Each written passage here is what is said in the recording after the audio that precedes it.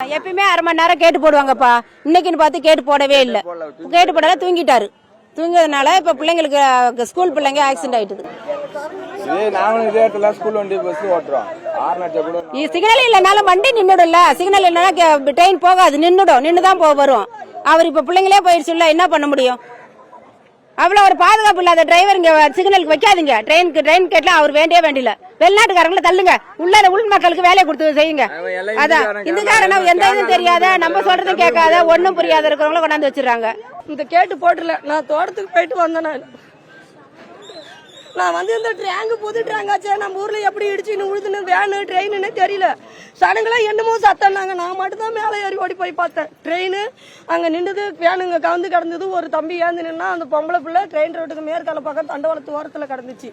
2 பசங்க ட்ரெயின்ல இருந்து கடைச்சிப்பட்டுல இருந்து இறங்கி விடாந்து இவங்களை காவந்து பண்ண வந்தாங்க. வேன் வந்து அந்த பக்கத்துல இருந்து வந்த மோப்பத்தில் இருக்கு. இந்த பக்கத்துல இருந்து வேன் ஒரு ஸ்கூல் வண்டி கூட போக கிடையாது.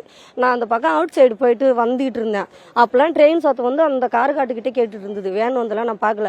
நான் போயிட்டு கால் கழுவிட்டு இப்படி வெளியில வந்தேன். ஒரே டமார்னு ஒரே சத்தம் கேட்டுச்சு. 2வது ஜேஜிபி வச்சு ஊடு இடிக்கிற சத்தம் மாதிரி கேட்டுது. இங்க என்ன இடிக்கிறாங்க, ஒன்னும் இறக்கலையா, என்ன சத்தம்ட்டு ஓடியாந்தா எங்க மக்கள் பூரா இங்கேயே நின்றுட்டு கத்திட்டு கிடந்தாங்க. என் பிள்ளை போச்சு, உன் பிள்ளை போச்சுன்னு. நான் ஒண்டி மட்டும் ட்ரெயின் ரோட்டு மேலே ஏறினேன். ஏறிட்டு இங்கே பார்த்தா அந்த பேத்தி செடி மரவுல வேன் கடந்துச்சு. கடந்தனா ட்ரெயின் அங்கே நின்னாக்கா ஒரு தம்பி வந்து வேனில் இருந்த தம்பி இப்படி ஏந்தி இந்த காலை இப்படி துள்ளிக்கிட்டு தண்டவாளத்தை தாண்டி அண்ணாண்ட போயிட்டு நின்னான். அந்த பாப்பா எனக்கு ஆனா பொண்ணாவே அடையாளம் தெரியல. தெற்கு வடக்குல ட்ரெயின் ரோட்டு ஓரம் தண்டவாளத்தில் கடந்துச்சு. ட்ரெயின் கடைச்சிப்பட்டியிலேருந்து 2 தம்பிங்க இறங்கி ஓடியாந்தாங்க. பார்த்துட்டு அதோட இந்த ஒயரை அறுத்துக்கிட்டு ட்ரெயின் போகிற கம்பி அறுத்துக்கிட்டு விழுந்து ஒரே புதைச்சில்.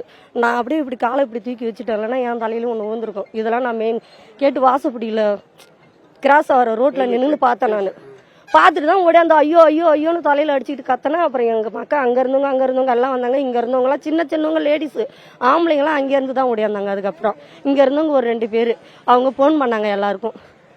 அதுக்கப்புறம் தான் இந்த கூட்டம் வந்துச்சு. செய்திகளை உடனுக்குடனும் துல்லியமாகவும் தெரிந்து கொள்ள சப்ஸ்கிரைப் பண்ணுங்க.